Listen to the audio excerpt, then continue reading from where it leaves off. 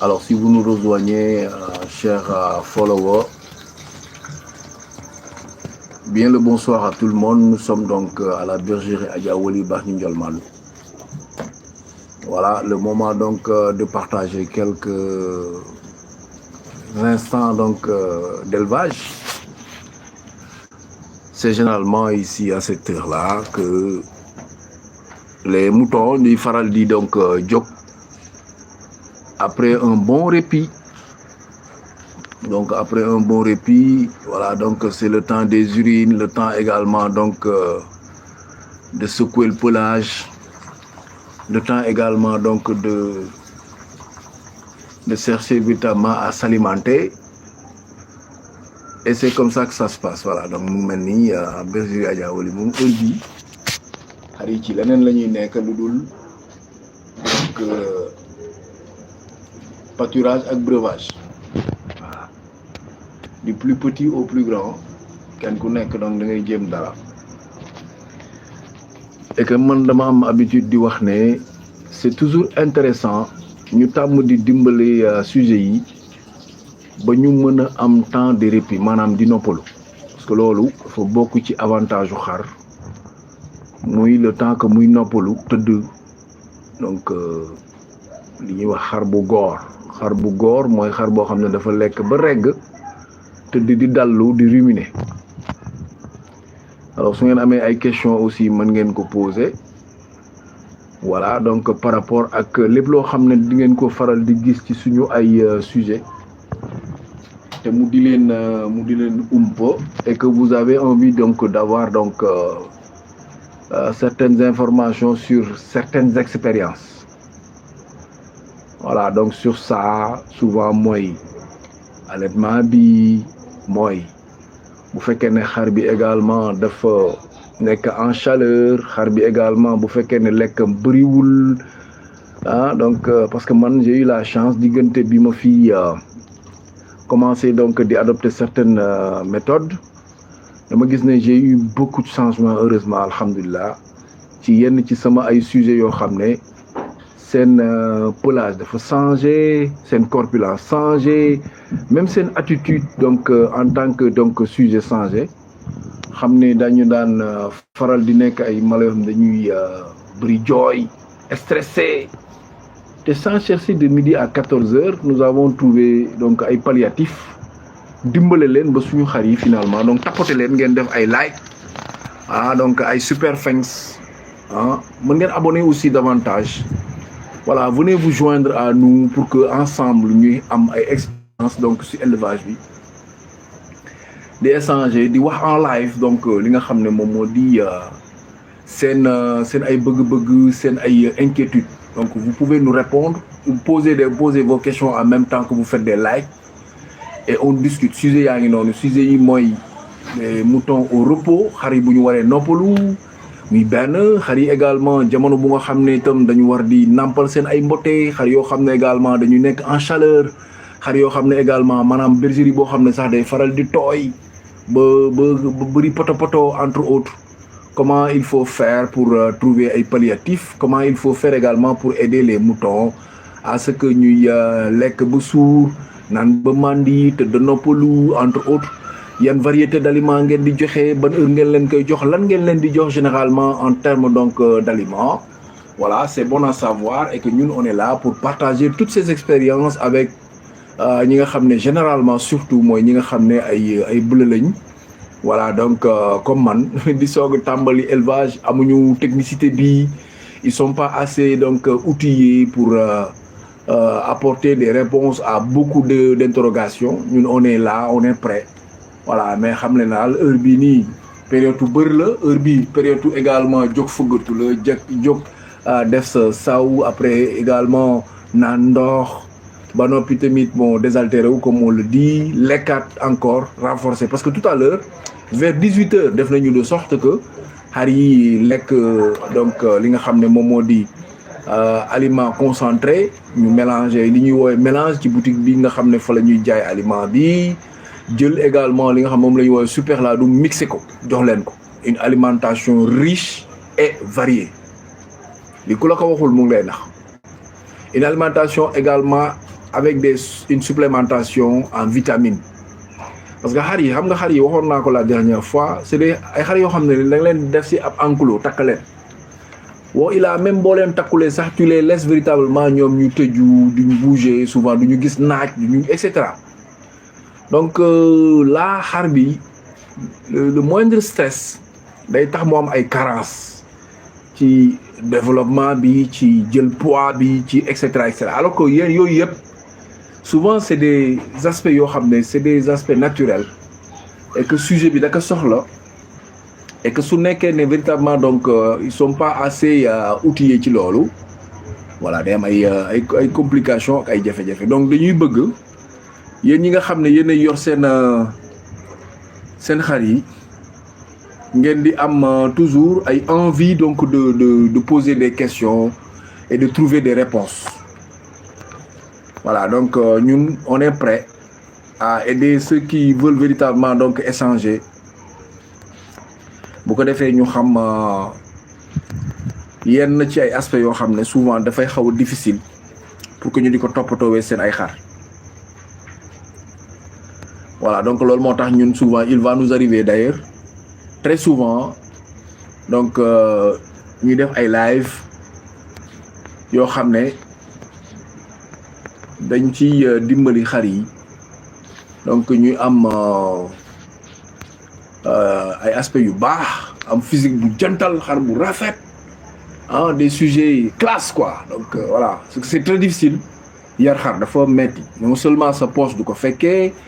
bu fekkee ne y a une commercialisation derrière c'est pas évident donc mën nga jaay defar ay xar et cetera ça ne passe pas nga ciy nekk sax mais doo am li nga bëgg donc moom daal la ñu gis ne daal ñun ñi nga xam ne souvent ay éleveurs lañu voilà question baa ngi noonu comment aider ces sujets à s'améliorer donnez-nous des réponses def leen ay suggestions donc si alimentation bi si supplémentation bi et cetera lépp loo xam ne daal gis ngeen ne da ngeen tapoter ngeen def seen ay affaire ba pare benn affaire dafa am yaay une sorte donc de supercherie boo xam ne ñun dañ ko seetlu on a l'impression que sujet yi dafa am benn groupe boo xam ne daal ñoom luñ si waxul amu ci alors que les gars affaire bi ce ne sont que des expériences te en tout cas ñun suñu conviction la affaire bi ay expérience la plus nga koy partager plus également nga ciy gagner mais plus ngay dimbale nit mu xam également fan lay teg tànkam surtout bu nekkee ne koo xam ne dafay soog a ñëw ba pare bëgg dara ci affaire bi et que ça n'arrive pas donc suñu genre gi voilà donc dañuy bëgg daal di acca waaw Nico na nga def ñu ngi lay ziar di la wax dalal ak jàmm mën nga poser sa question fii incha allah ñun ñu wax ci donc li ñu xam voilà donc généralement ma jàpp ne daal ñun comme am nañu expérience boo xam ne depuis 2010 ñu ngi ànd ak ay sujets ñu ngi ci 2025 ça doit faire normalement 15 ans d'expérience machallah donc en termes d'élevage voilà donc question bi mooy comment aider ces sujets à s'améliorer soit pour seen développement soit également pour seen alimentation seen supplémentation entre autres donc képp koo xam ne daal gis nga ne daal am nga ci xalaat am nga ci xam-xam waaw donc mën nga ñëw poser question et puis partager leen ko également ñu ñëw ñu bokk live bi partager ce moment là ñu bokk live bi donc nous on est à notre bergerie ñu ne woon tey lii ñu am ci ay expérience la ñu bëggoon di partager ak l'ensemble donc de nos followers voilà ñu mën di échanger daal voilà donc mën ngeen ñëw sama gars yi si vous avez des questions à poser posez-les si vous avez des suggestions à faire faites-les ñu bokk affaire bi voilà mu ngi noonu mais daal ñun daal dañu gis ne daal ay sujets il est hyper important des fois ñu may leen ñu tàmm di bër di noppalu tëdd di récupérer di ruminer waaw mooy yàq moom bi nga gis ni xam nga fi mu nekk nii ils sont pas dans le bol et pourtant ils sont en train également de marcher di yëy voilà di yëy ñeneen ñi tëdd ñi mën a fo mooy ñi gën a ndaw te lu ci di fo. Mais Nico, posez-vous la question. Vous n'avez pas posé de question hein, si vous parlez le français ou si vous parlez anglais également. You just make a question or make an answer, and so that we've together try to have response of this. And voilà, les noirs, ils sentent mauvais. C'est horrible. Qu'est-ce que c'est que ça? Et alors là, c'est pas le genre de question qu'on veut, hein, parce que là, j'ai pas compris de quel noir vous parlez. Si vous parlez des humains, ça vraiment c'est pas ce qu'il faut dire comme terme. Alors là, voilà, vous avez besoin peut-être donc d'autre chose que de venir ici, parce que là, c'est pas l'endroit. Ici, nous voulons peut-être qu'il y ait une modération donc du verbe. Est-ce que les noirs ça sent mauvais? Ça c'est pas vrai, c'est de n'importe quoi. Hein? Les noirs ne sentent pas mauvais et puis ça c'est des termes racistes, il faut les éviter. Si vous parlez donc de la race, les gens de couleur, c'est pas bien. Voilà, et le direct ici, ça, on parle de moutons, on ne parle pas de race. D'humains, on parle de moutons.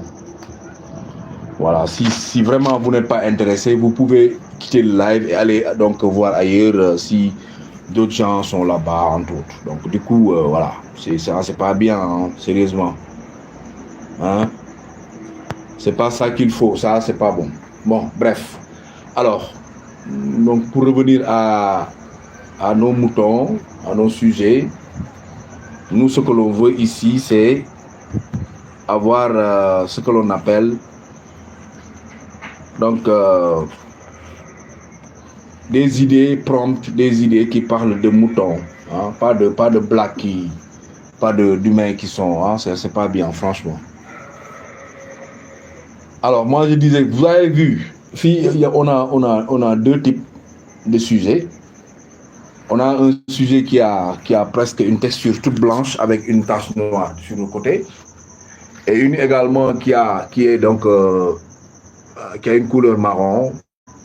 Voilà, donc mixé avec du blanc. Le petit également pareil, mais ici on a également la couleur niébé, donc des taches. Et que celui qui a la duve ici, il a au moins une couleur, donc un peu une texture velours, noir-blanc. Donc du coup, gars yi mais li ngay def yow de sorte que nga mën a veiller à ce qu'il y ait cet éclat là ñaar am na ñeneen dañ leen di bàyyi ak seen peau yi ñu am mais tàmm di sang xar yi sang leen ba ñu naaj gis nga xar benn instant c'est un animal mais am na benn genre sensibilité bu nekk ci moom mooy moom buggul tilim. Tu mets ton mouton exposé que tout le temps muy tilim du nekk à l'aise day stressé ba pare dafay mel ni ku tayal. Donc pour éviter ça il faut nga def semaine bu nekk sa mouton sa xar moo xam xaru race la laadum par exemple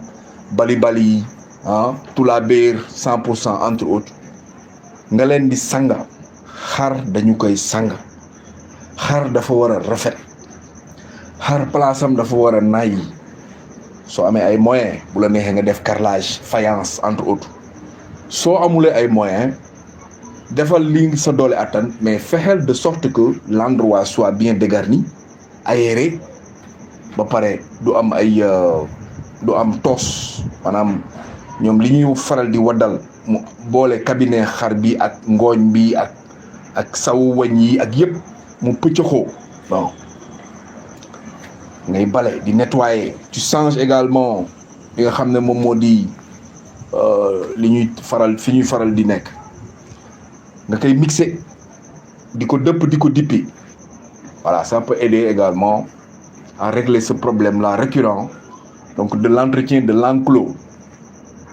boo amee poto xar yi seen tànk yi nii entre wey yi li nga xam ne moom moo di poto bi sax yi dañ fay faral di dugg après bu ñu fa duggee dañ fay loger bu ñu fa loger dañuy égratigner xar bi avec ses dents day faral di matt la place qui est touchée et dañ fay gaañu suñ fa xësee ba gaañu ça reste une ouverture et ça permet aux germes aux vers aux microbes ñuy jàll te loolu day déteindre si xar bi. Ñun démb rek on était à la période donc de déparasitage femelle bu mag bii am ne moom moo am mbote bee ak doomam bu góor bi nga xam ne au moins mu ngi dugg ci anem donc déparasiter leen pour permettre à ce que xar yi rey sax yi ci seen biir yi seen mbax yi parce que xar gémmiñam moom lay fore donc ñu wute na ak les humains nga xam ne ils peuvent prendre une cuillère raxas ko entre autres mala il fait tout avec sa gueule bu bëggee lekk. Donc pour éviter à ce que les vers nekk ci seen biir yi di leen sonal il faut faire de sorte que xar yi am la chance am place bu set xam nga xar mënoo ko tere mu waddal ay bouse mënoo ko tere également muy saw à tout va quand il veut et comme il veut mais au moins tu peux éviter à ce que ce soit carrément humidifié mu am chance place bi set place bi nice donc loolu dañu bëgg mu sax ci boppu éleveur bul négliger sa xar gis nga ndama ngi ci gàcce ngi ci ndam mu ngi ci mu ni xar bi nga am mu tekk tey jii nii un sujet période tabaski di ñëw tu peux en faire de l'argent nit soxla ko gën la ko bëgg tu peux en faire de l'argent benn nga am soxla bu urgent nit soxlawul sa xar mais yow yaa am besoin nga dem tay la sa xar mbaa nga jaay ko pour faj sa soxla ak yeneen yi nga xam ne souvent xar dala koy nëbbal yooyu daf si bokk donc élevage bi na ko gaa ñi def genre benn nan lañ ko mën a woowee benn buntu boo xam ne mën nga ci régler say business régler si say ay problème te jafewul il suffit d'avoir un enclos bien entretenu ay mangeoire ay abreuvoir fële pour ay ngooñ fii également pour le foin après nga am pierre à lécher gis ngeen ko ce qui est pendu à la corde là à côté donc de la femelle couleur blanche am na ay couleurs yu weex yu xonq entre autres donc pierre boobu xar bi day dolleeku en nutriments plus maintenant une supplémentation yoo xam ne véritablement donc ay vitamines le c'est en boîte li nga xam ne également c'est de fer yeneen yi nga xam ne également c'est ay nécessité jëm ci wàllum nan lañ koy woowee sax calcium jëm si wàllum calcium ak yooyu yëpp nga xam ne xar bi daf koy soxla te comme génnul ci biir mbaar bi lay toog bu doon for ci biti di dox maanaam demoon pâturage xar bu demee pâturage il peut se permettre mu